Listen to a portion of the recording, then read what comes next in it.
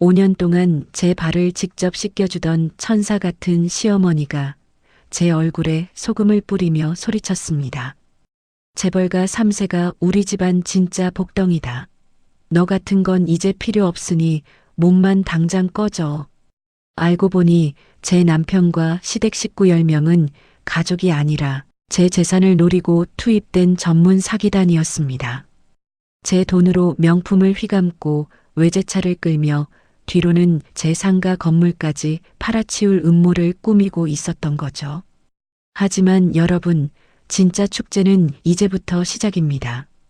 그들이 재산을 다 빼앗았다고 생각하고 샴페인을 터뜨리던 바로 그 순간, 제가 보낸 선물은 통장 잔고 영혼과 강제 퇴거 명령서였으니까요.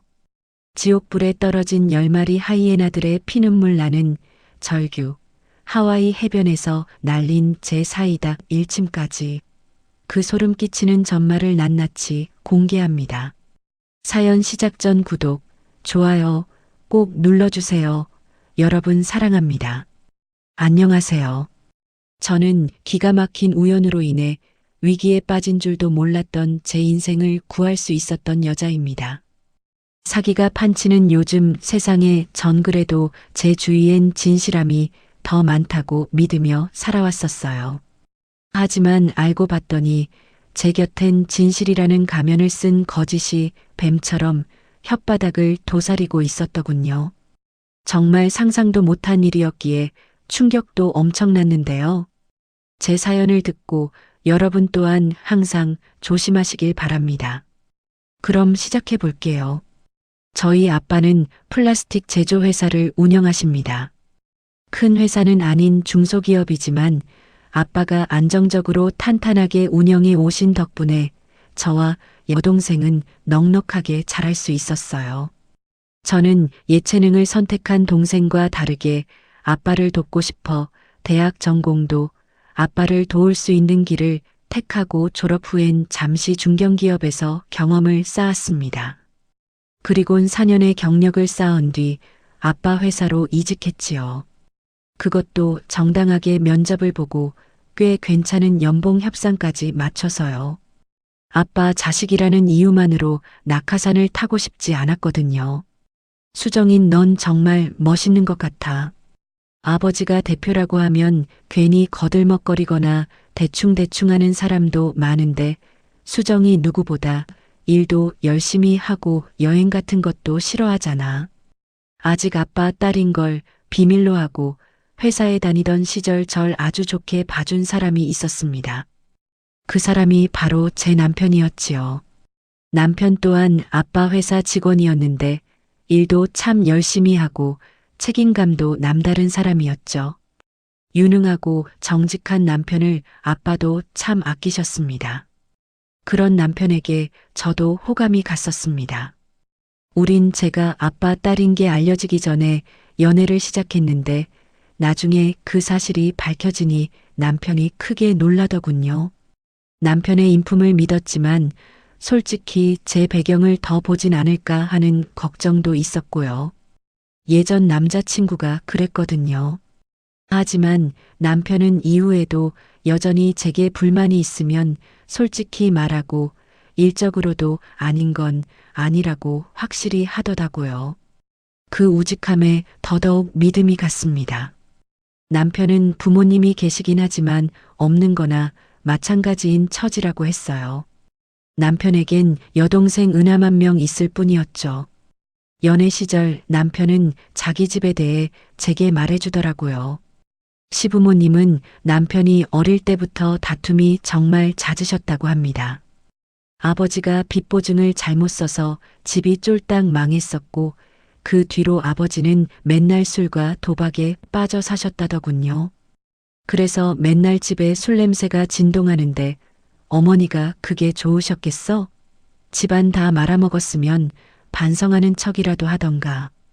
애들 보는데 미안하지도 아니하면서 막 소리를 지르셨어. 어머니도 아버지 때문에 생긴 빚 갚느라 뼈 빠지게 일하며 집안일까지 하고 있는데 그런 아버지 모습이 꼴도 보기 싫으셨던 거지. 남편의 집엔 점점 미움과 원망만이 가득해졌다더군요. 그 안에서 남편과 여동생 은하는 서로만을 의지할 수밖에 없었다고 합니다. 결국 고등학생 때 남편은 도박빚을 지고 행패를 부리는 아버지를 피해 은하의 손을 잡고 야반도주를 했다고 했어요. 그 뒤로 10년 넘게 가족들이랑 연락을 끊고 살았어. 그 사람들은 나한테 부모가 아니라 흡혈귀였으니까. 하늘 아래 우리 은하랑 나 딱 둘밖에 없다고 생각하고 여기까지 버텼어. 부모님과 의절하고 하나 남은 가족인 은하와 서로 많이 의지하며 살았다는 남편이 참 안쓰러웠습니다. 남편이 은하를 얼마나 아끼는지 연애 시절에도 잘 보였어요. 은하야, 일은 끝났어? 너 어제 감기 있는 것 같아서 걱정돼서 전화했어. 남편과 은하는 각각 직장 근처에서 자취하고 있었는데요. 남편과 은하는 서로 전화를 걸어 안부를 자주 묻더군요. 평소 남편은 은하 이야기를 종종 했는데 들어보면 성격 좋고 착한 사람 같아 저도 만나보고 싶더라고요. 그리고 남편 소개로 은하를 처음 만나게 됐을 때 좀 놀랐습니다. 얼굴도 몸매도 너무 예뻤거든요. 학원에서 필라테스 가르친다길래 몸매가 예쁘겠다 싶긴 했는데 얼굴도 너무 예쁘네요. 은하 씨 이야기 정말 많이 들었어요. 감사해요. 아이 언니가 더 예쁘신데요. 말씀 편하게 해주세요. 그렇게 만나본 은하는 외모뿐 아니라 사람 자체가 괜찮은 사람 같더군요. 말투도 쾌활하고 말을 참 예쁘게 하더라고요. 사소하게 물을 따라도 꼭 저와 남편에게 먼저 따라주고 제 이야기에 진심으로 귀 기울여주는 모습을 보면 정말 예의 바른 사람이구나 싶기도 했지요. 그렇게 처음 안면을 튼 뒤 전 종종 은하를 만날 수 있었답니다. 가끔 남편과 셋이 밥이나 술을 마셨거든요. 은하는 절 언니 하며 잘 따랐고 저도 제 동생과 동갑인 은하를 많이 아꼈습니다. 연애하는 동안 느낀 건 은하와 남편이 정말 바른 사람들이었다는 거예요. 은하와 남편은 주기적으로 같이 봉사를 다녔다더군요. 자신들처럼 어렵게 자라고 있는 학생들을 위해 꾸준한 기부도 했다고 해요.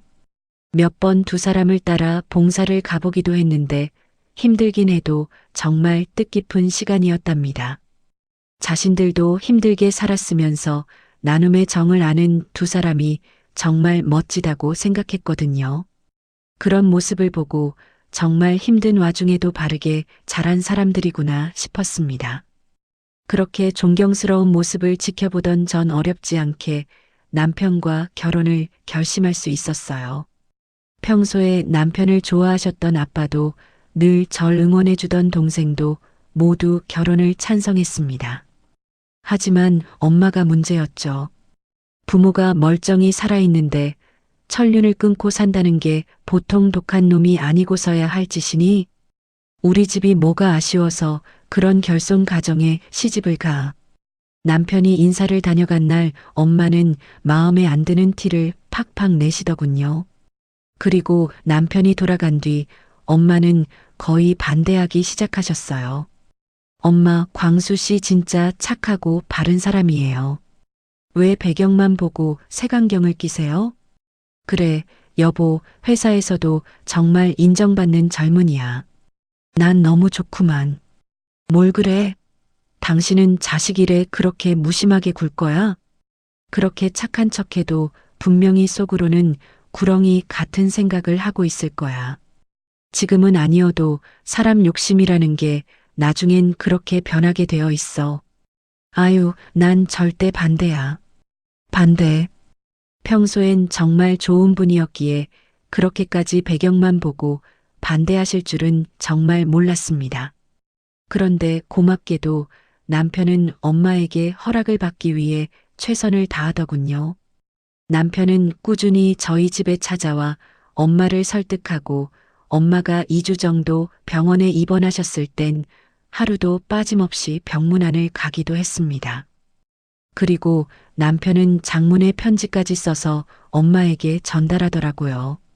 어머님, 전 절대 수정이랑 배경 때문에 결혼하고 싶은 거 아닙니다. 처음부터 수정이가 대표님 딸인 줄도 몰랐어요. 전 수정이의 정직함, 당당한 모습이 정말 멋지다고 생각합니다. 어머니께서 절 탐탁지 않아 하시는 마음 충분히 이해합니다. 이런 멋진 따님 아무에게나 보내고 싶지 않으시겠죠. 그래도 제게 기회 주시면 안 될까요? 비록 부모님이 계셔도 누구보다 바르게 살아왔다는 거.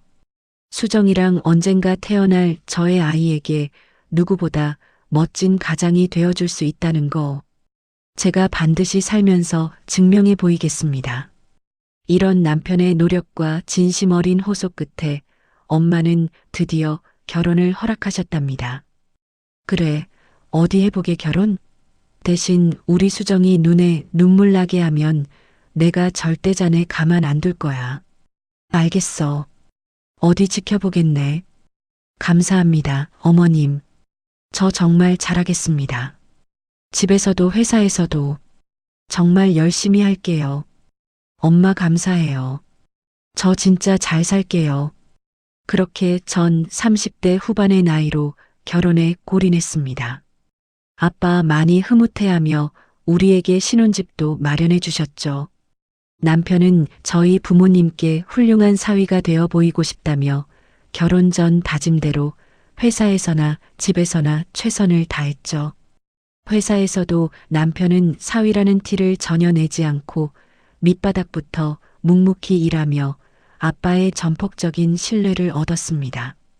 엄마도 남편이 점점 기특하셨는지 친정에 가면 남편이 좋아하는 반찬을 한가득 해두곤 하셨어요. 그리고 아빠와의 사이야 말할 것도 없었고요. 결혼 5년 동안 우리는 정말 남부럽지 않은 인꼬 부부로 살았습니다. 남편은 회사에서는 아빠의 오른팔로, 집에서는 제 다정한 동반자로 완벽한 역할을 해냈지요. 맞벌이하며 바쁜 저를 위해 아침마다 정성껏 토스트를 구워주고 퇴근길엔 늘 꽃 한 송이를 건네던 사람. 저는 제 인생의 모든 운을 남편을 만나는데 다 썼다고 생각했습니다. 하지만 그가 말했던 그 지독한 가족사는 사실 저를 사냥하기 위한 가장 달콤한 미끼였다는 것을 그때의 저는 꿈에도 상상하지 못했습니다. 그렇게 완벽했던 남편의 가면이 조금씩 균열이 가기 시작한 것은 그가 가족이라는 이름을 다시 입에 올리면서부터였습니다. 결혼 5년 차의 평온함이 우리 집 안방까지 가득 차 있던 어느 비 오는 저녁이었습니다.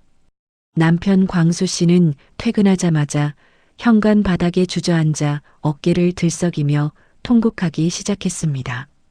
어디 크게 다치기라도 한 건지 아니면 회사에 무슨 큰 사고라도 난 건지 제 가슴이 철렁 내려앉더군요. 저는 가방을 내팽개치고 달려가 비에 젖은 남편의 차가운 어깨를 감싸 안았습니다. 남편은 한참을 꺽꺽대며 숨이 넘어갈 듯 울다가 떨리는 손으로 제 손을 으스러지도록 꽉 쥐었습니다. 수정아, 나 부모님을 찾았어. 그리고 우리 일가 친척들도 다 모였대. 순간 제 머릿속은 하얀 안개가 낀 것처럼 멍해졌고 심장은 터질 듯이 쿵쾅거리기 시작했습니다. 10년 넘게 천륜을 끊고 죽은 듯 살았다던 그 부모님을 다시 만났다는 사실이 믿기지 않았습니다. 남편은 은하가 우연히 고향 근처를 지나다 소식을 들었고 이제는 빚쟁이들도 다 사라져 부모님이 세상 밖으로 나오셨다고 했습니다. 여보, 사실 부모님도 그동안 나랑 은하를 찾으려고 백방으로 수소문하셨다더라고. 빚쟁이들을 피해 이름까지 숨기고 산속에서 막노동하며 겨우 연명하고 계셨대. 남편의 눈에는 회한과 기쁨 그리고 말로 다 못할 감정의 눈물이 그렁그렁하게 맺혀 있었습니다. 저는 그 눈물을 보며 남편이 얼마나 오랫동안 가족의 온기를 그리워했을지 짐작조차 할 수 없었습니다. 잘됐다. 정말 잘됐어. 광수 씨, 그동안 혼자 얼마나 외로웠겠어. 과거의 상처는 이제 다 잊고 이제라도 우리가 효도하면서 살면 돼. 저는 남편의 손을 꼭 잡으며 이제야 남편의 마음속 깊은 구멍이 따뜻하게 메워질 거라 굳게 믿었습니다. 그렇게 저는 외로웠을 남편을 위해 그들을 우리 가족으로 받아들이기로 결심하고 첫 대면을 준비했습니다. 그리고 며칠 뒤 남편의 안내를 받아 도착한 경기도 외곽의 한 외진 한정식 집에서 저는 깜짝 놀라고 말았습니다. 방문을 열자마자 보이는 건 남편의 부모님뿐만이 아니었습니다. 백발이 성성한 시부모님을 중심으로 흩어졌던 일가 친척 10명이 그 좁은 방 안에 가득 들어차 우리를 기다리고 있었던 겁니다. 사업 망하고 갈 곳 없다는 사촌 형님 내외와 그들의 아이들, 그리고 이혼하고 혼자라는 고모님까지 줄줄이 모여 있더군요. 남편이 분명 하늘 아래 우리 은하랑 나 딱 둘뿐이라고 했던 그 말과는 다르게 꽤 많은 식구가 한자리에 모인 것이었습니다. 아이고, 우리 복덩이 며느리 왔구나. 네가 그 귀한 우리 광수색시냐? 시어머니라는 분은 저를 보자마자 버선발로 달려 나와 제 손을 부여잡고 통곡을 시작했습니다. 그분의 손바닥은 고된 노동 때문인지 딱딱한 굳은 살이 박여 있었고 옷에서는 오래된 흙먼지 냄새 같은 것이 났습니다. 우리가 죄가 많다, 며느리야. 자식들 고생 안 시키려고 죽은 듯 살았는데 이렇게 훌륭한 며느리를 얻은 줄도 모르고 시아버지 또한 구석에서 연신 마른 세수를 하며 어깨를 들썩이며 흐느끼셨습니다. 그때였습니다. 시어머니를 필두로 방 안에 있던 10명의 식구가 일제히 제 앞에 무릎을 꿇기 시작했습니다. 며느리야, 정말 고맙다. 우리 아들 살려준 은인이나 다름없는 너를 우리가 어떻게 대해야 할지 모르겠구나. 사촌 형님이라는 사람도 바닥에 머리를 조아리며 연신 허리를 굽혀 고개를 숙였습니다. 재수 씨, 우리 광수 잘 부탁드립니다. 저희가 그동안 못한 효도, 이제부터라도 재수 씨 발끝이라도 닦으며 다 하겠습니다. 그날 그 방 안의 공기는 습했고 10명의 식구가 한꺼번에 쏟아내는 울음소리는 기괴할 정도로 절절했습니다. 하지만 저는 그들이 흘리는 눈물이 너무나 순수하고 고통스러워 보여서 의심이라는 단어조차 떠올리지 못했습니다. 오히려 이렇게 고생한 분들을 위해 내가 가진 걸 베풀어야겠다는 생각만 머릿속에 가득했습니다. 남편 광수 씨는 그런 식구들을 하나하나 일으켜 세우며 저를 향해 고마운 미소를 지어 보였습니다. 저는 그 모습이 너무나 가슴 벅차서 제 인생에 닥쳐올 거대한 파도를 전혀 감지하지 못했습니다. 그들의 통곡 섞인 연극은 완벽했고 저는 그 정교한 무대 위에서 기꺼이 호구가 되어주기로 마음먹었습니다. 10명의 기생충이 제 삶의 경계선을 야금야금 침범하기 시작한 것은 바로 그 눈물바다가 된 상봉식 날부터였습니다. 상봉식의 여운이 가시기도 전에 저희 집 현관문 비밀번호는 이미 공공재가 되어버렸습니다. 분명 남편과 단둘이 오붓하게 살던 집이었는데 어느 순간부터 눈을 뜨면 거실에 모르는 사람들이 앉아 과일을 깎아먹고 있더군요. 시부모님은 물론이고 이혼하고 갈 곳이 없다는 고모님과 사업에 실패해 오갈 데 없다는 사촌 형님 내외, 그리고 그 밑에 철없는 아이들까지 줄줄이 엮여들어왔습니다. 이렇게 모인 인원만 무려 10명이었는데 그들은 마치 약속이라도 한 듯 제 주변을 겹겹이 에워싸기 시작했습니다. 수정아, 네가 우리 가문에 시집 온 건 정말 하늘이 내린 축복이야. 우리 집안의 모든 운은 다 너로부터 나오는 거란다. 넌 정말 우리 가문의 수호신이나 다름없어. 시어머니는 제 손을 잡을 때마다 눈에 넣어도 아프지 않을 보물 대하듯 저를 보며 이런 말들을 쏟아냈습니다. 처음에는 그저 과한 칭찬이라고 생각했지만 매일같이 반복되는 그들의 찬양에 저는 서서히 내가 이 사람들을 책임져야 한다는 묘한 의무감에 사로잡혔습니다. 그들은 제가 퇴근하고 돌아오면 마치 여왕이라도 맞이하듯 현관까지 우르르 몰려나와 제 가방을 받아들고 옷을 받아주었습니다. 수정아, 밖에서 고생 많았지? 얼른 여기 앉으렴. 내가 물 받아왔다. 가장 당황스러웠던 건 시어머니의 행동이었습니다. 어느 날 저녁 시어머니는 김이 모락모락 나는 대야를 들고 오더니 제 발을 직접 씻겨주겠다고 나섰습니다. 어머니, 제가 할게요. 이러지 마세요. 제가 너무 불편해요. 아니다, 수정아. 자식들 먹여 살리느라 이 귀한 발이 얼마나 고생이 많니? 내가 내 발이라도 닦아줘야 내 마음이 편하단다. 시어머니는 거친 손마디로 제 발가락 사이사이를 정성껏 문지르며 연신 고맙다는 말을 중얼거렸습니다. 사촌 형수 또한 제가 부엌 근처에만 가도 질겁하며 앞치마를 두르고 달려왔습니다. 동서, 손에 물 한 방울 묻히지 마. 집안일은 내가 다 할 테니까 넌 그냥 소파에서 쉬기만 해. 우리가 여기 있는 동안은 넌 그냥 대접만 받으면 되는 거야. 그게 우리 마음 편한 일이다. 사업 망하고 염치 없이 얹혀 사는 게 미안해서 그러는 거라며 사촌 형수는 하루 종일 집안을 반짝반짝하게 닦아놓았습니다. 이혼한 고모님은 제 말 한마디면 자다가도 일어날 기세로 제 비위를 맞추었고 사촌 형님의 아이들은 저를 볼 때마다 제일 예뻐요라며 애교를 부렸습니다. 처음에는 이 모든 상황이 비현실적이고 부담스러웠지만 매일같이 이어지는 그들의 헌신에 제 경계심은 모래성처럼 허물어지기 시작했습니다. 그래, 남편이 그토록 그리워하던 가족들인데 이분들이 정말 마음이 따뜻한 분들이구나. 내가 가진 게 좀 있으니 이분들에게 베풀면서 사는 게 도리겠지.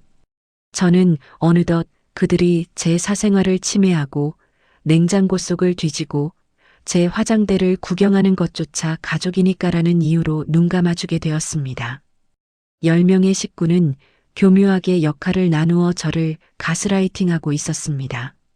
남편 광수 씨는 거실 한 구석에서 그 광경을 흐뭇하게 바라보며 한마디씩 거들었습니다. 여보, 우리 식구들이 당신을 정말 좋아하는 것 같아. 나도 이제야 진짜 사람 사는 집 같아서 너무 행복해.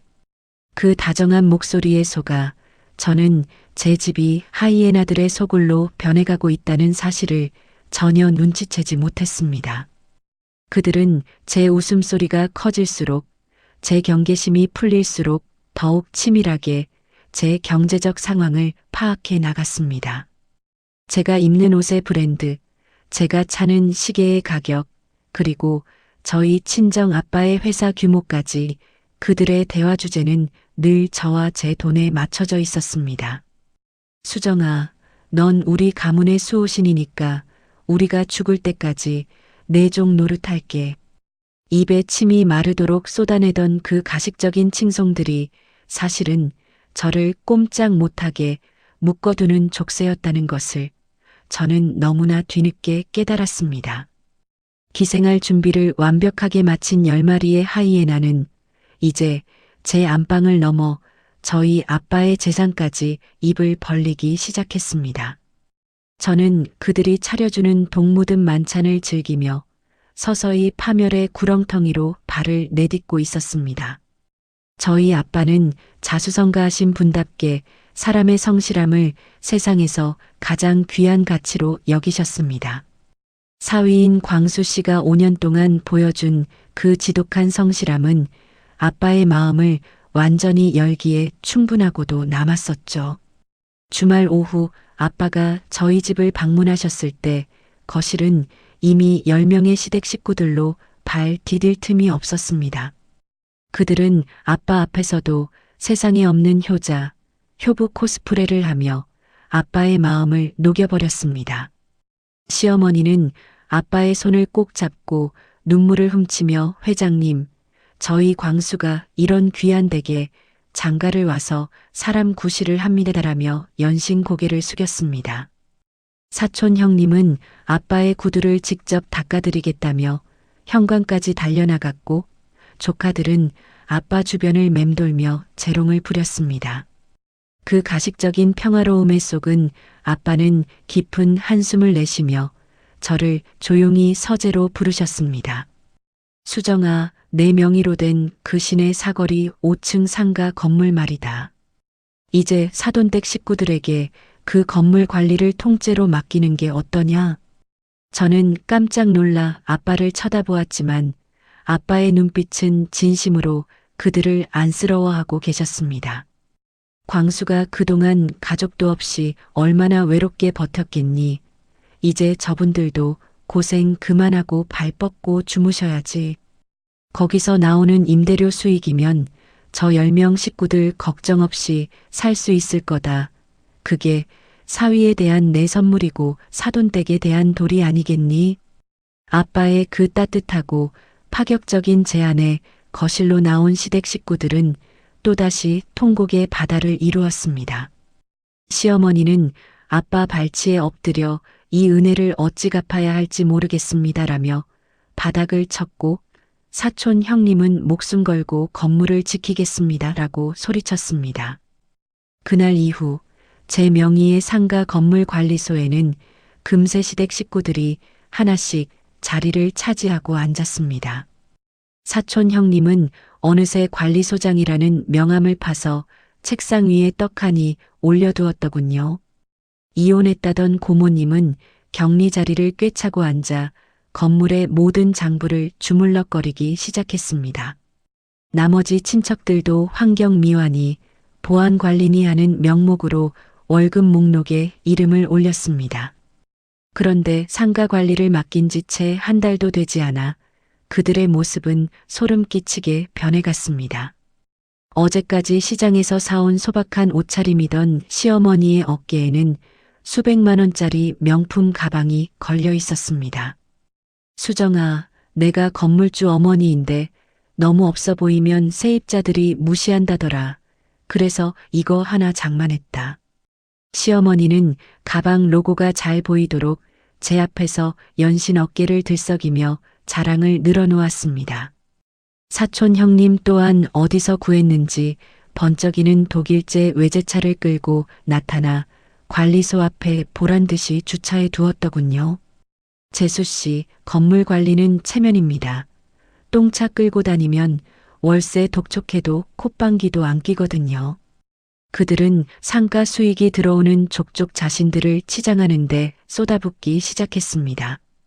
백화점 VIP 라운지에서 커피를 마셨다는 자랑이 들려오고 조카들은 머리부터 발끝까지 이름 있는 브랜드로 도배를 했습니다. 건물 수리비며 관리비 명목으로 빠져나가는 지출이 눈에 띄게 늘어났고 제 자산은 야금야금 그들의 주머니 속으로 사라지고 있었습니다. 하지만 저는 그 광경을 보면서도 차마 입을 떼지 못했습니다. 지난 10년 넘게 숨어 지내며 고통받았다던 그들의 사연이 제 마음을 자꾸만 약하게 만들었거든요. 그래, 평생 고생만 하신 분들인데 그 정도 사치는 보상이라고 생각하자. 어차피 상가는 4명이니까 저분들 생활이라도 넉넉해지면 남편도 더 마음 편히 일할 수 있겠지. 저는 바보처럼 그들의 방만한 경영과 낭비를 가족의 행복이라는 이름으로 포장하며 눈을 감아주었습니다. 남편 광수 씨는 그런 저를 보며 여보, 당신은 정말 천사야. 우리 식구들이 당신을 얼마나 존경하는지 몰라라며 달콤한 칭찬을 속삭였죠. 하지만 관리소 장부는 이미 엉망진창이었고 세입자들 사이에서는 관리소 사람들이 깡패처럼 군다는 흉흉한 소문이 돌기 시작했습니다. 고양이에게 생선을 맡긴 격이었지만 저는 생선뼈가 다 발라질 때까지 그 고양이들이 배를 채우는 모습을 흐뭇하게 지켜보고만 있었습니다. 그들이 제 상가 건물을 담보로 사채업자들과 은밀하게 접촉하고 있다는 사실은 꿈에도 모른 채 말입니다. 제 친절이 그들에게는 가장 만만한 먹잇감으로 보였다는 것을 저는 너무나 뒤늦게 깨달았습니다. 상가 건물을 그들의 손에 맡긴 뒤로 저희 집의 위계 질서는 기묘하게 뒤틀리기 시작했습니다. 아빠가 베푼 호의는 그들에게 권력이 되었고 그 권력은 곧 가시 돋친 오만함으로 돌아왔지요. 제 명의의 건물에서 나오는 돈으로 치장한 그들이 이제는 저를 마치 자기들의 안방에 얹혀 사는 식객 취급을 하기 시작한 겁니다. 그러던 어느 주말 오후 남편 광수 씨가 평소와는 다른 긴장된 표정으로 한 여자를 집에 데려왔습니다. 여보, 인사해. 이분은 회사의 아주 중요한 사업 파트너이자 대기업 재벌 3세인 유선 씨야. 그 여자는 머리부터 발끝까지 제가 감히 범접할 수도 없는 초고가의 명품들로 무장하고 있었습니다. 오만한 눈빛으로 거실을 한번 쓱 훑어보더니 제 인사는 받는 둥 마는 둥 소파 상석에 털썩 주저앉더군요.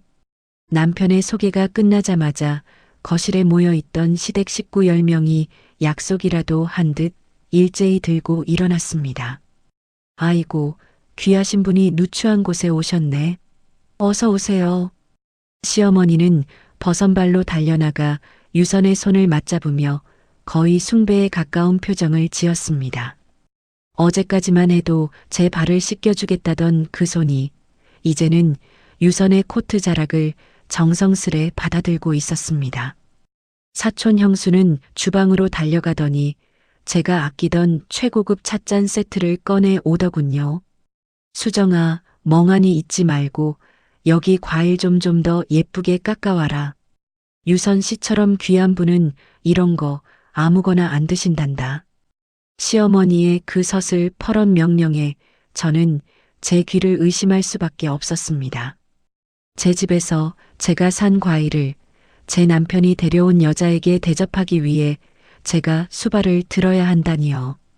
유선은 제가 깎아온 사과를 포크로 툭 치더니 비웃음 섞인 목소리로 입을 열었습니다.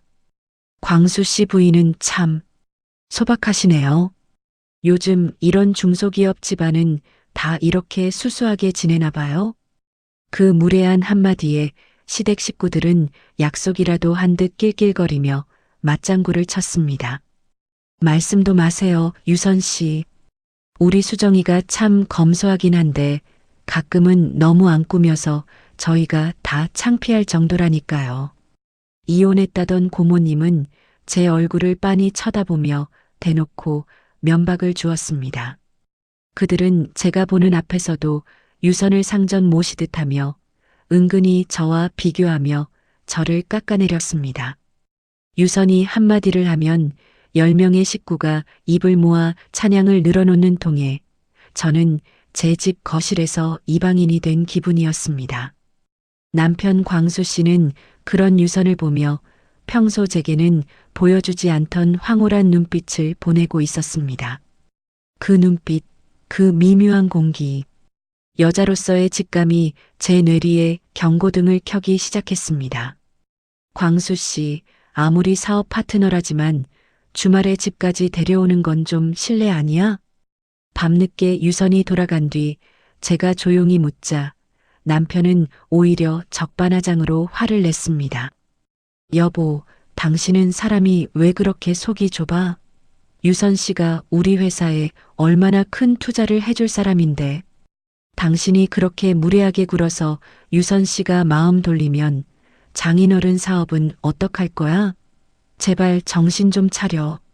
그날 이후 남편은 사업 미팅을 핑계로 외박하는 날이 잦아졌고 제 의심은 점점 커져갔습니다. 하지만 제가 남편의 행적을 캐물으려 할 때마다 집에 상주하는 10명의 하이에나가 철벽 같은 방어막을 쳤습니다. 어머, 며느리야. 광수 어제 밤새 나랑 같이 상가 건물 정산했단다. 내가 눈이 침침해서 광수가 다 도와줬어. 시어머니는 인자한 미소를 지으며 너무나 자연스럽게 거짓말을 늘어놓았습니다. 맞아요, 재수 씨. 어제 광수랑 저랑 밤늦게까지 업체 사람들 접대하느라 같이 있었는걸요? 제가 증인입니다. 사촌 형님 또한 제 눈을 똑바로 쳐다보며 남편의 알리바이를 완벽하게 만들어 주었습니다. 10명의 입이 하나가 되어 남편을 비호하니 저는 졸지에 죄 없는 남편을 의심하는 정신 이상자가 되어가고 있었습니다. 제가 남편의 휴대폰을 슬쩍 보려 하면 어느샌가 조카들이 나타나 제 주위를 분산시켰고, 제가 남편의 옷까지도 확인하려 하면 사촌 형수가 이렇게 저렇게 회방을 놓곤 했습니다. 수정아, 네가 요즘 스트레스가 많아서 그런 모양인데 남편 물건 슬쩍 보고 그러는 거 아니다. 그게 다 업보가 되는 거야. 이혼한 고모님은 제 어깨를 두드리며 소름 끼치는 가스라이팅을 멈추지 않았습니다. 제 집 안방까지 파고든 그 유선이라는 여자와 그녀를 차기 안주인으로 낙점한 듯한 10명의 기생충들. 그들은 이미 저를 이 집에서 어떻게 몰아낼지, 그리고 저와 아빠의 재산을 어떻게 유선과 나눠 가질지 모의를 끝낸 상태였습니다. 저는 매일 밤 제 침대 옆에서 잠든 척 숨을 죽이며 남편이 거실로 나가 식구들과 속닥거리는 소리를 들어야 했습니다. 유선이가 그러는데 이제 곧 때가 됐대요. 수정이 전현 눈치채기 전에 빨리 정리해야 해. 시어머니의 그 나직하고 서늘한 목소리가 문틈을 타고 들어올 때마다 제 온몸의 피가 거꾸로 솟는 것 같았습니다. 하지만 저는 아직 움직일 수 없었습니다. 저 10명의 괴물과 남편 그리고 상간녀를 한꺼번에 지옥으로 보낼 가장 확실한 단죄의 순간을 기다려야 했으니까요. 저는 여전히 그들에게 속는 척, 무지한 며느리인 척 연기를 계속하며 어둠 속에서 칼을 갈았습니다. 그들이 유선이라는 가짜 황금 동상 앞에 저를 올릴수록 제가 판 구덩이는 점점 더 깊고 넓어지고 있었습니다. 폭풍전야의 고요함은 그리 길지 않았습니다. 그날은 유난히도 하늘이 낮게 가라앉은 토요일 오후였습니다. 거실에는 시부모님을 포함한 시댁 일가 친척 10명이 약속이라도 한 듯 모두 모여 있었습니다. 그들은 평소와 달리 저를 챙겨주는 척도 하지 않은 채 무언가 큰 축제를 앞둔 사람들처럼 들뜬 기색을 감추지 못하고 있더군요. 잠시 후 현관문이 열리고 남편 광수 씨가 당당하게 유선의 손을 잡고 집 안으로 들어섰습니다. 더 이상 숨길 기색조차 없는 아주 파렴치하고 뻔뻔한 발걸음이었습니다. 다들 모여 계셨네요. 오늘 드릴 말씀이 있어서 유선 씨랑 같이 왔습니다. 남편은 제 눈을 피하기는커녕 오히려 보란 듯이 유선의 허리를 감싸 안으며 제 앞에 섰습니다. 수정아, 긴 말 안 할게. 나 유선 씨랑 살기로 했어. 그러니까 우리 이제 그만 이혼하자. 심장이 바닥으로 떨어지는 것 같았지만 저는 남편의 그 잔인한 선고보다 더 경악스러운 광경을 목격해야 했습니다. 제 남편이 바람을 피웠다고 고백한 그 순간 거실에 있던 시댁 식구 10명이 일제히 자리에서 일어났습니다. 저는 그들이 남편의 딱이라도 때리며 저를 방어해 줄 줄 알았습니다. 하지만 제 기대는 단 1초 만에 산산조각이 났습니다. 와, 드디어 결판이 났구나. 우리 광수 장하다. 시어머니는 환호성을 지르며 유선에게 달려가 그녀를 으스러지도록 껴안았습니다. 아이고, 우리 복덩이 유선 아가씨. 드디어 우리 집안 진짜 며느리로 오시는 거예요? 사촌 형님과 형수는 기다렸다는 듯 유선 주변을 에워싸고 덩실덩실 춤을 추기 시작했습니다. 그럼요. 재벌가 딸 유선 씨가 우리 가문에 들어오는데 축제를 열어야죠. 어이, 광수야. 진작 이랬어야지. 고생 많았다. 이혼했다던 고모님은 유선의 손을 잡고 연신 머리를 조아리며 아부를 떨기 시작했습니다. 10명의 식구가 유선과 광수를 중심으로 원을 그리며 환호하고 춤을 추는 그 광경은 흡사 악마들의 축제 같았습니다. 5년 동안 제 발을 씻겨주고 저를 수호신이라 부르며 떠받들던 그 가식적인 가면들이 한꺼번에 바닥으로 떨어져 나갔습니다. 어머니, 고모님, 지금 이게 다들 뭐 하시는 거예요? 제가 떨리는 목소리로 묻자 시어머니는 춤을 멈추고 제 앞으로 천천히 다가왔습니다. 그리고는 미리 준비해 둔 듯한 소금 바구니를 집어들더니 제 얼굴을 향해 한 움큼 뿌려버렸습니다. 아! 눈이, 어머니, 까끌까끌한 소금 알갱이가 제 눈과 뺨을 때리며 바닥으로 흩어졌습니다. 어디서 어머니 소리가 나와? 이 재수 없는 년아. 재수 없으니까 소금이라도 뿌려서 부정 타는 거 막아야지. 시어머니의 목소리는 이제껏 들어본 적 없는 추악하고 날카로운 소음이었습니다. 5년 동안 너 같은 중소기업 딸내미 비위 맞추느라 우리가 얼마나 고역이었는지 아니? 내 아빠 회사 좀 얻어먹으려고 우리 10명 식구가 굽신거렸던 거 생각하면 지금도 이가 갈린다. 시어머니는 제 얼굴에 소금을 한 번 더 뿌리며 소름 끼치는 폭언을 이어갔습니다. 하지만 이제 상황이 달라졌어. 우리 복덩이 유선이는 너랑은 차원이 다른 재벌가 딸이란 말이다. 유선이가 우리 집안에 가져올 유산만 수백억인데 너 같은 푼돈줄이 눈에 차겠니? 사촌 형님은 제 짐 가방을 발로 툭 차서 거실 한복판에 던져버렸습니다. 재수 씨, 아니 이봐요. 수정 씨, 이제 그만 짐 싸서 꺼져요. 이 집도 상가 건물도 이제 다 유선 씨 거나 다름없으니까 몸만 나가라고. 유선은 승리자의 미소를 지으며 제 남편의 품에 더 깊숙이 파고들었습니다. 수정 씨 들었죠? 사람들이 저를 이렇게나 환영하는데 눈치껏 비켜줘야죠. 중소기업 딸 주제에 재벌가 며느리 자리를 넘본 죄라고 생각하고 좋게 나가세요. 저는 온몸을 부들부들 떨며 남편 광수를 바라보았습니다. 하지만 그는 고개를 돌린 채 오히려 유선의 어깨를 다독이며 저를 멸시하는 눈빛으로 쳐다볼 뿐이었습니다. 나도 지긋지긋했어. 내 집안 비위 맞추며 머리 조아리는 거. 이제 나도 내 급에 맞는 여자랑 제대로 된 인생 좀 살아보련다. 그러니까 더 추해지기 전에 도장 찍어. 10명의 식구는 다시 유선을 향해 우리 복덩이 며느리님 이라며 아부를 떨며 춤을 추기 시작했습니다. 제 집 거실에서 제 돈으로 배를 채운 인간들이 제가 보는 앞에서 상간녀를 찬양하며 저를 쓰레기 취급하고 있었습니다. 너 같은 건 이제 필요 없어. 당장 이 신성한 집에서 나가란 말이야.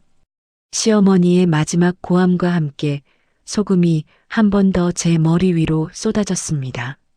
저는 소금 범벅이 된 채 차가운 거실 바닥에 내동댕이 쳐진 제 가방을 들고 현관을 향해 걸었습니다. 등 뒤에서는 여전히 10명의 하이에나가 유선을 껴안고 지르는 환호성이 터져 나오고 있었습니다. 눈물이 시야를 가렸지만 저는 입술을 깨물며 다짐했습니다. 이 소금이 나중에 너희들의 눈에서 흘러나올 피눈물이 되게 해주겠다고. 너희가 그토록 찬양하는 그 복덩이가 사실은 너희를 지옥으로 끌고 갈 파멸의 불씨라는 걸 똑똑히 보여주겠다고 말입니다. 가면을 벗은 10인의 배신은 그렇게 제 영혼을 갈기갈기 찢어놓았지만 동시에 저를 가장 독한 복수기로 다시 태어나게 만들었습니다. 저는 현관문을 닫으며 제 뒤에서 들리는 그 역겨운 웃음소리를 마음속 깊은 곳에 문신처럼 새겼습니다. 소금 범벅이 된 얼굴로 집을 나선 저는 갈 곳이 없었습니다. 뺨을 타고 흐르는 눈물이 소금 알갱이와 섞여 따갑게 제 살결을 파고들었지만 가슴속에서 치밀어 오르는 분노에 비하면 그 통증은 아무것도 아니었지요. 저는 아빠 얼굴을 참아볼 면목이 없어 친정이 아닌 허름한 호텔방을 잡았습니다. 밤새도록 거실에서 저를 비웃으며 춤을 추던 그들의 잔상이 떠올라 단 한숨도 자지 못했습니다. 어떻게 사람이 이렇게 속일 수가 있어? 저는 떨리는 손으로 아빠 회사의 법무팀을 통해 몰래 알아두었던 사설조사 업체에 전화를 걸었습니다. 단순한 외도 증거를 잡기 위한 것이 아니었습니다. 저를 호구라고 부르며 비웃던 그들의 근본부터 파헤치지 않으면 이 억울함에 숨이 막혀 죽을 것 같았거든요. 조사를 의뢰한 지 며칠 만에 저는 도심 외곽의 한 어두운 사무실에서 두꺼운 서류 봉투 하나를 건네받았습니다. 수정 씨, 마음 단단히 먹고 보셔야 할 겁니다. 조사관의 무거운 목소리와 함께 봉투 안에서 쏟아져 나온 자료들은 제 상상을 초월하는 소름 끼치는 진실을 담고 있었습니다. 가장 먼저 제 시선을 끈 것은 남편 광수와 그가 여동생이라 부르던 은하의 과거 사진이었습니다. 그들은 가족도 친구도 아니었습니다. 지방의 한 대형 유흥업소에서 선수와 마담으로 한솥밥을 먹던 동료 사이더군요. 사진 속 광수는 제가 알던 우직한 남편이 아니라 화려한 조명 아래서 여자들에게 술을 따르며 웃음을 파는 호스트 바의 에이스였습니다. 은하 또한 그의 친동생이 아니었습니다. 같은 업소에서 일하며 돈을 벌기 위해 남매 행세를 하기로 약속한 업계에서 만난 파트너였을 뿐이었죠. 더욱 기가 막힌 것은 시부모라고 믿었던 노인들의 정체였습니다. 그들은 남편의 부모가 아니었습니다. 지방 소극장에서 단역을 전전하던 무명 배우들이거나 이미 정과가 있는 자잘한 사기꾼들이었습니다. 광수가 이끄는 사기단이 저와 저희 집안을 통째로 등쳐먹기 위해 일당을 주고 고용한 연기자들이었던 겁니다. 사촌 형님이며 고모라던 10명의 식구 또한 모두 그 바닥에서 굴러먹던 양아치들이나 빚쟁이들이었습니다. 5년 전 광수가 수정 씨 아빠 회사에 입사한 것부터가 치밀한 기획 사기였습니다. 조사관의 말에 따르면 그들은 중소기업 중에서도 알짜배기로 소문난 저희 아빠 회사를 타겟으로 정한 뒤 광수를 성실한 신입사원으로 입사시킨 것이었습니다. 저와 결혼하고 아빠의 신뢰를 얻기 위해 그가 보여준 5년 동안의 헌신은 단 한 장의 시나리오에 따라 움직인 철저한 연극이었습니다. 그들은 저를 공사치기 위해 남편의 불우한 과거사부터 효심 지극한 모습까지 완벽하게 설정해두고 저를 유혹했던 겁니다. 자료를 넘길수록 저는 헛구역질이 올라왔습니다. 제가 아빠에게 부탁해 그들에게 맡겼던 상가 건물의 실태는 더 처참했습니다. 상가 관리소장이라며 거드름을 피우던 사촌 형님은 이미 세입자들의 보증금을 빼돌려 도박 자금으로 탕진한 상태였습니다. 심지어 그들은 제 명의로 된 건물 인감과 서류를 위조하여 제2금융권도 모자라 악덕 사채업자들에게까지 손을 뻗었더군요. 상가 건물을 담보로 받은 거액의 사채는 이미 광수와 유선, 그리고 그 사기단 연합의 유흥비와 도박 빚으로 증발해버린 뒤였습니다. 그들은 이미 상가 건물의 뼈대까지 다 갉아먹고 이제는 상간녀 유선을 재벌가 딸로 둔갑시켜 아빠의 본사 건물까지 넘보려 하고 있었습니다. 유선이 재벌가 후손이라는 말 또한 새빨간 거짓말이었습니다. 그녀는 그저 사기단에서 전주 역할을 맡기 위해 고용된 신용 불량자 신세의 전직 마담이었을 뿐입니다.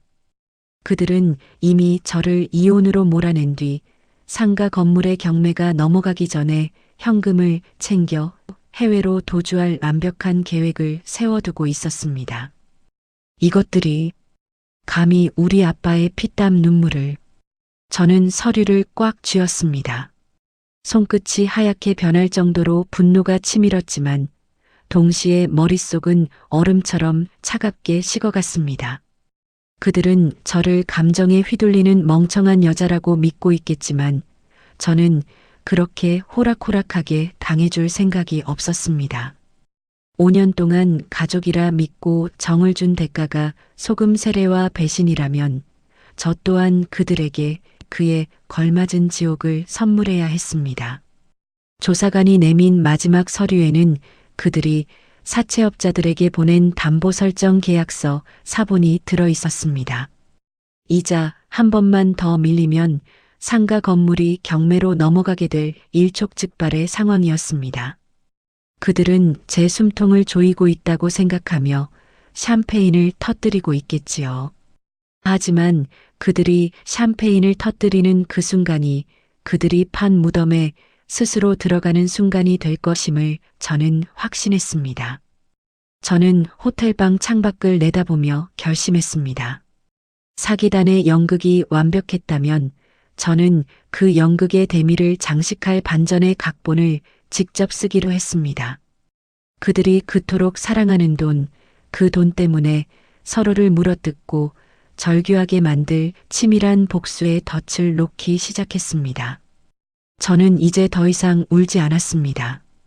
제 눈에서 흐른 눈물 한 방울마다 그들의 인생이 조각조각 부서지는 소리를 들려주겠다고 다짐하며 저는 변호사에게 전화를 걸었습니다. 시작하세요. 단 한 놈도 빠짐없이 지옥으로 보낼 겁니다. 캄캄한 밤이었지만 제 마음속에는 그 어느 때보다 차갑고 날카로운 복수의 불꽃이 타오르고 있었습니다. 호텔방에서의 긴 밤을 보낸 뒤 저는 거울 앞에 서서 엉망이 된 얼굴을 정돈했습니다. 눈은 퉁퉁 부어 있었지만 그 안에서 빛나는 눈동자만큼은 그 어느 때보다 서늘하고 또렷하게 빛나고 있었지요. 저는 사기단 일당들이 모여있는 그 지옥 같은 집으로 제 발로 다시 걸어 들어갔습니다. 현관문을 열자마자 거실에서 낄낄거리며 명품 카탈로그를 보던 10명의 식구들이 일제히 저를 쳐다보더군요. 시어머니는 비웃음을 가득 머금은 채 아니 독한 년이라더니 짐 싸서 나간 지 며칠이나 됐다고 기어들어 오니? 라며 빈정거렸습니다. 저는 아무 대꾸 없이 그들 앞에 무릎을 꿇고 세상에서 가장 가련한 패배자의 표정을 지어 보였습니다. 어머니, 제가 잘못했어요. 광수 씨랑 헤어질게요.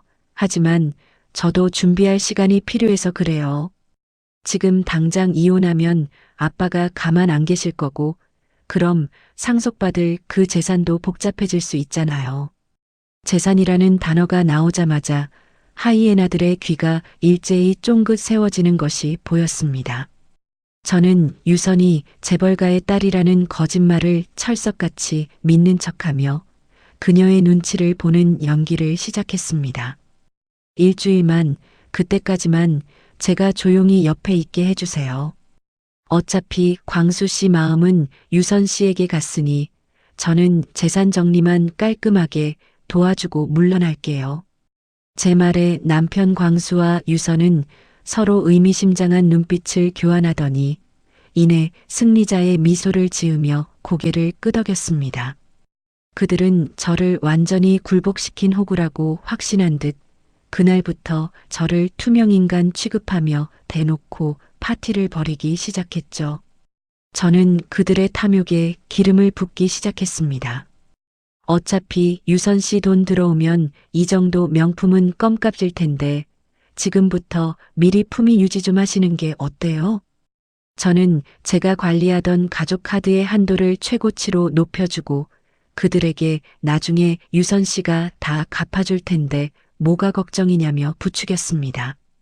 시어머니는 기다렸다는 듯 수천만 원짜리 다이아 반지를 긁어댔고 사촌 형님은 아예 외제차 전시장 살다시피 하며 최고급 세단을 계약했습니다.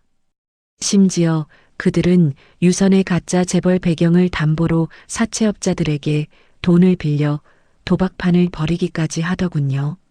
저는 그들이 더 깊은 빚의 구렁텅이로 빠질 수 있도록 옆에서 투자 기회다. 나중에 100배로 돌아온다며 바람을 잡았습니다.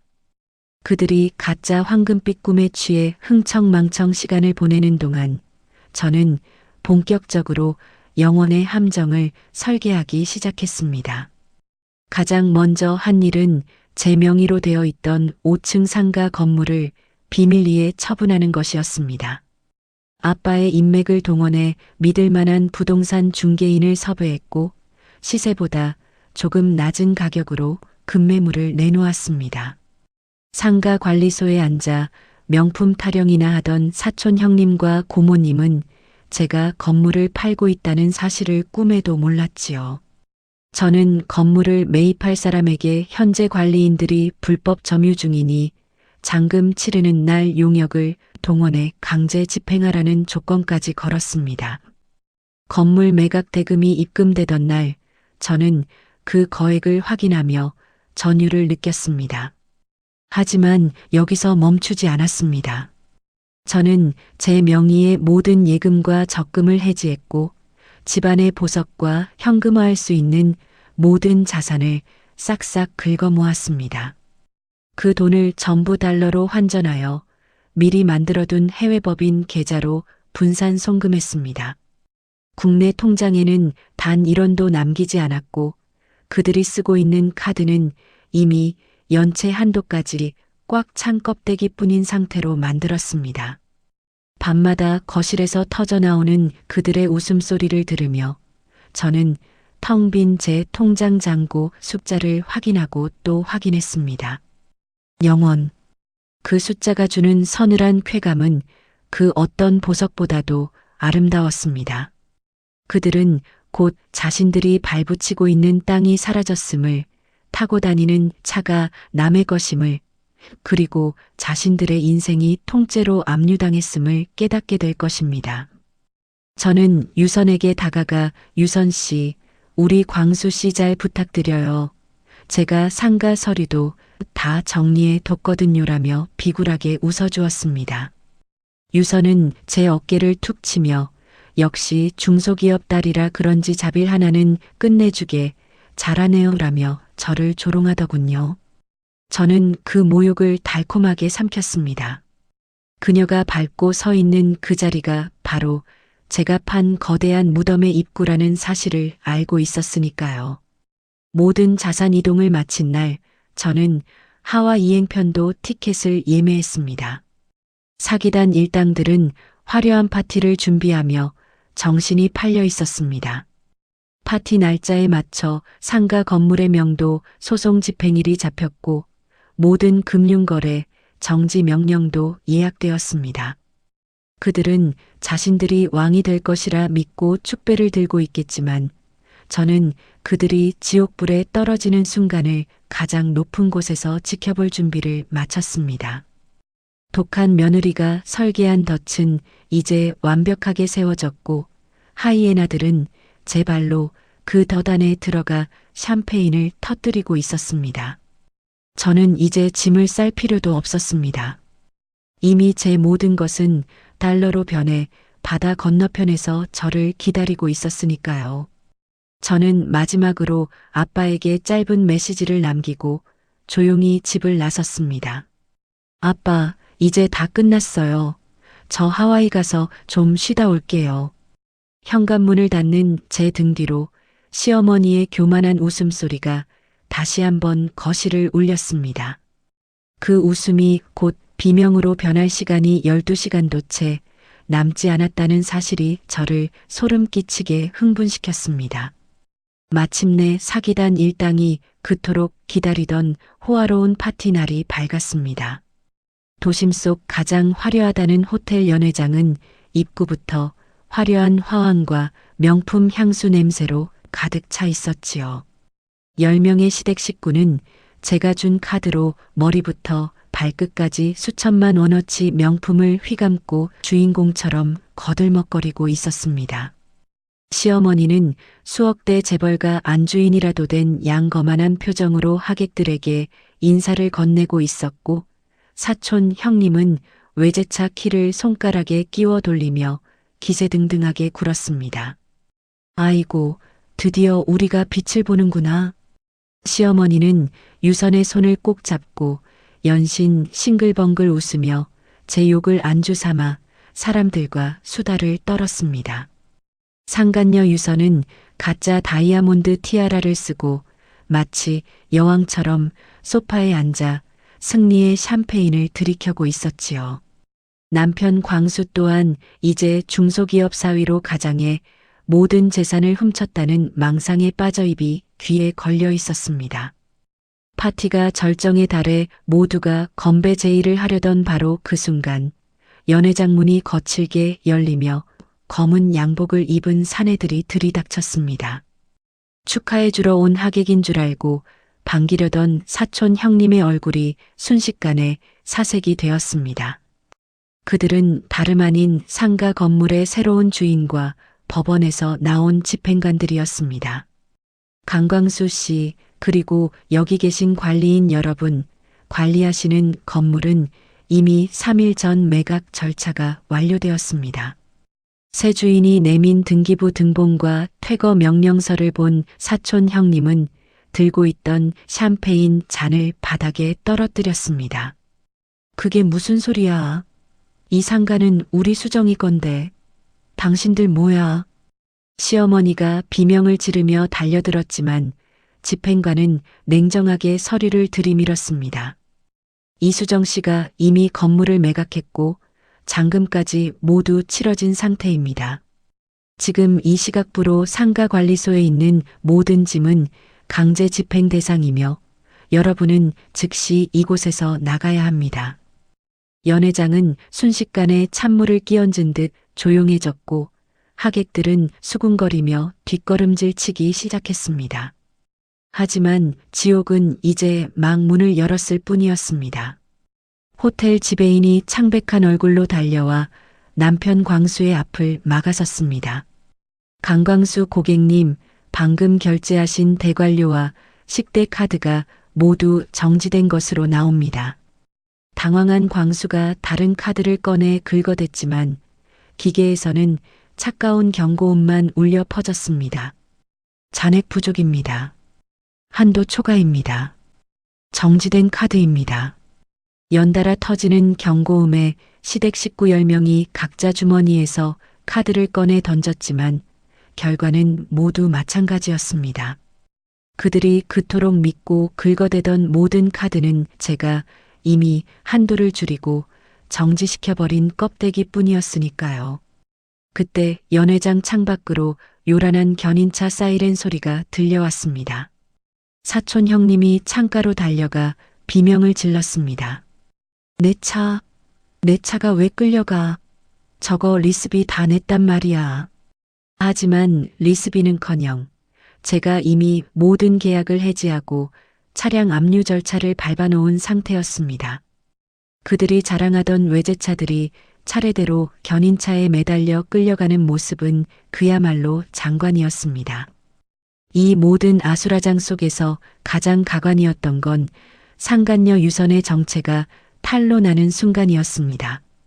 연회장 입구로 험악하게 생긴 사내들이 들이닥쳐 유선의 머리채를 잡으려 들었거든요. 야 유선, 재벌 가. 이 사기꾼년. 네가 재벌 딸이라고 속이고 우리 돈 떼먹고 도망가. 유선은 이미 수억 원의 빚을 지고 전국을 떠돌던 전문 사기꾼이었습니다. 그녀가 걸친 명품들도 대부분 빌린 것이거나 짝퉁이었으며 그녀의 뒤에는 수십 명의 채권자가 칼을 갈고 있었던 겁니다. 아니야. 나 재벌 딸 맞아. 이거 나. 광수 씨, 어떻게 좀 해봐. 유선이 울부짖으며 광수에게 매달렸지만 이미 광수 또한 자신의 통장 잔고를 확인하고 미쳐버리기 직전이었습니다. 영원. 왜 잔고가 영원이야? 어제까지만 해도 몇 억이 있었는데. 시어머니와 식구들이 일제히 스마트폰을 꺼내 각자의 통장을 확인하며 절규하기 시작했습니다. 내 돈, 내 비자금, 수정이 그년이 다 빼돌린 거야. 이럴 리 없어. 영혼이라니. 이론도 없다고? 제가 설계한 영혼의 함정은 완벽하게 작동하여 그들의 모든 계좌는 소름 끼칠 정도로 깨끗하게 비워져 있었습니다.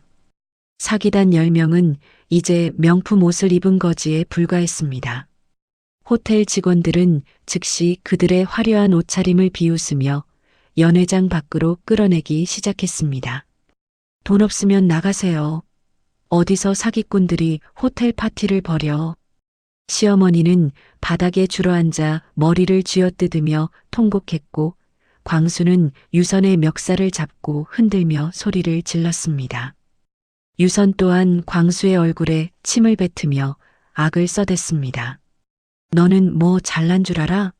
중소기업 사위 주제에 나 등쳐먹으려던 거 모를 줄 알고? 서로를 복덩이라 부르며 춤을 추던 10마리의 하이에나들은 이제 서로의 목을 물어뜯는 짐승이 되어 있었습니다. 파티장은 순식간에 샴페인 잔이 깨지고 고함이 오가는 아수라장으로 변해버렸습니다.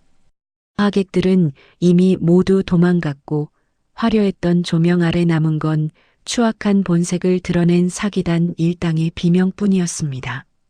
그들은 자신들이 밟고 서 있던 대지가 사실은 신기루였음을 그제야 깨닫고 절망의 구렁텅이로 떨어졌습니다. 축제는 끝났어. 이제 너희가 판 무덤에서 영원히 썩어가렴. 가장 화려한 순간에 가장 처참하게 몰락한 그들의 모습은 제가 본 그 어떤 영화보다 통쾌했습니다. 통장 잔고 영원이라는 숫자가 그들의 심장에 비수처럼 꽂히는 소리가 여기까지 들리는 듯 했습니다. 인생의 모든 것을 걸고 벌였던 5년의 사기극은 그렇게 단 1시간 만에 비극으로 막을 내렸습니다. 이제 그들에게 남은 건 갚아야 할 막대한 사채 이자와 길바닥으로 내쫓긴 처참한 현실뿐이었습니다. 저는 그들의 절규를 뒤로하고 제 인생의 새로운 페이지를 넘기기 위해 비행기 좌석에 깊숙이 몸을 묻었습니다. 하와이의 하늘은 눈이 시릴 정도로 푸르고 맑았습니다. 와이키키 해변의 고운 모래사장 위에서 저는 끝없이 펼쳐진 에메랄드빛 바다를 바라보며 누워 있었습니다. 손에 든 시원한 칵테일 한 잔과 파도 소리, 그리고 완벽한 자유. 5년이라는 긴 시간 동안 가짜 가족들의 연극 속에서 숨막히게 살아온 저에게 주는 첫 번째 보상이었습니다.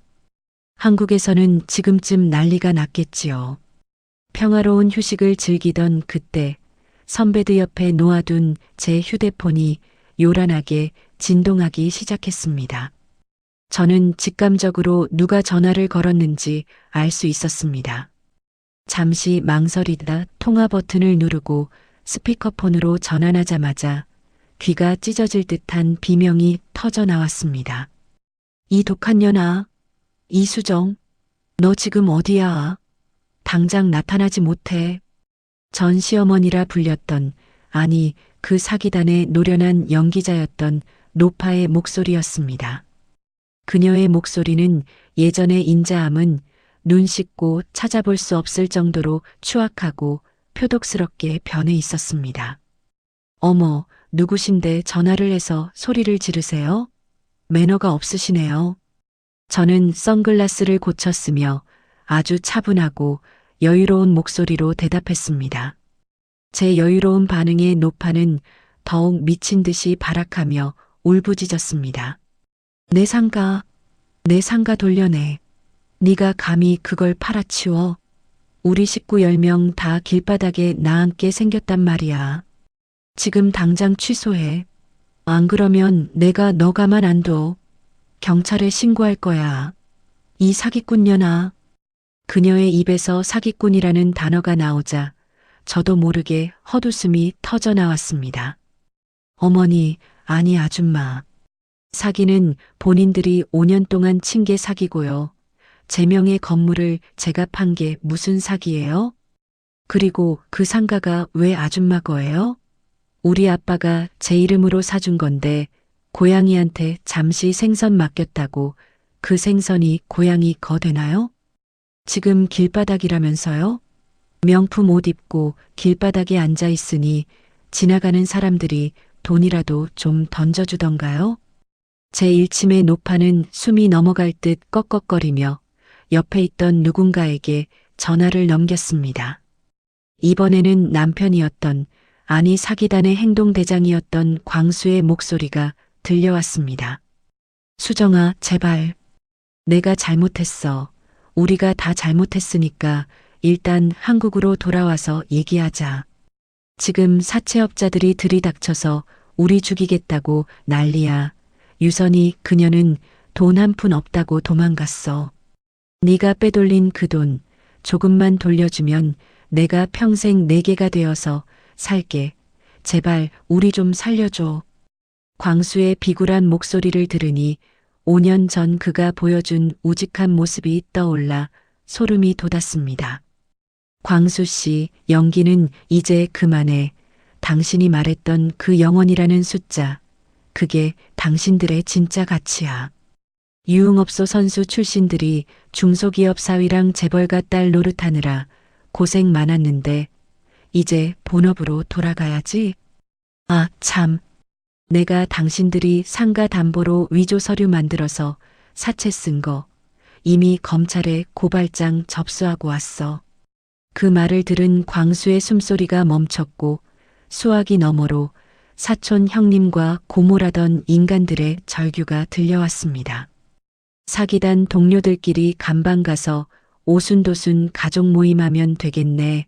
10명이니까 축구팀 하나 만들 수도 있겠다. 그리고 유선 씨 걱정은 마, 그녀가 예전에 저지른 사기 행각들도 내가 제보해뒀으니까 금방 감옥에서 만날 거야. 저는 차갑게 말을 마치고 더 이상 그들의 구차한 변명을 듣고 싶지 않아 전화를 끊어버렸습니다. 가슴 한구석에 맺혀있던 응어리가 얼음 녹듯 시원하게 씻겨 내려가는 기분이었습니다. 잠시 후 한국에 계신 아빠에게서 문자 한 통이 도착했습니다. 수정아, 방금 경찰에서 연락 왔다. 광수랑 그 일당들 위조 및 사기 혐의로 전원 체포됐단다. 고생 많았다, 내 딸. 이제 다 잊고 푹 쉬다 오렴. 아빠가 맛있는 거 사놓고 기다릴게. 아빠의 문자를 보니 참았던 눈물이 한 방울 뚝 떨어졌습니다. 하지만 이번에 흘린 눈물은 슬픔이 아니라 제 자신을 지켜냈다는 안도감의 눈물이었습니다. 5년이라는 긴 시간 동안 저는 사람을 믿었던 죄로 지옥 같은 연극의 주인공이 되었었죠. 하지만 저는 그 비극의 결말을 제 손으로 화끈한 사이다 복수국으로 바꿔놓았습니다. 하와이의 태양 아래서 저는 비로소 진정한 저를 찾은 기분이었습니다. 이제 더 이상 누군가에게 잘 보이기 위해, 누군가의 결핍을 채워주기 위해 제 자신을 희생하지 않을 겁니다. 제 곁에는 저를 진심으로 사랑해주는 아빠와 가족이 있고 제 미래는 제가 환전해둔 달러만큼이나 든든하니까요. 저는 다시 선글라스를 쓰고 칵테일을 한 모금 들이켰습니다. 멀리서 들려오는 파도 소리가 마치 수고했다며 저를 다독여주는 박수 소리처럼 들렸습니다. 세상은 여전히 사기꾼들과 하이에나들이 득실거리겠지만 이제 저는 그들을 꿰뚫어 볼 수 있는 단단한 마음의 눈을 가졌습니다. 지옥 같은 축제는 끝났고 제 인생의 진짜 축제는 이제 막 시작되었습니다. 저는 자리에서 일어나 푸른 바다를 향해 시원하게 기지개를 켰습니다. 안녕, 추악했던 나의 과거여. 그리고 반갑다, 오직 나만을 위한 나의 미래여. 저는 그렇게 화려한 복수를 뒤로하고 눈부시게 빛나는 하와이의 해변을 따라 천천히 걸어 나갔습니다. 오늘도 끝까지 잘 들어주셔서 감사합니다. 잘 들으셨다면 어디서 들으셨는지 소감을 댓글로 남겨주시면 감사하겠습니다. 앞으로도 더 좋은 컨텐츠 만들 수 있도록 노력하겠습니다.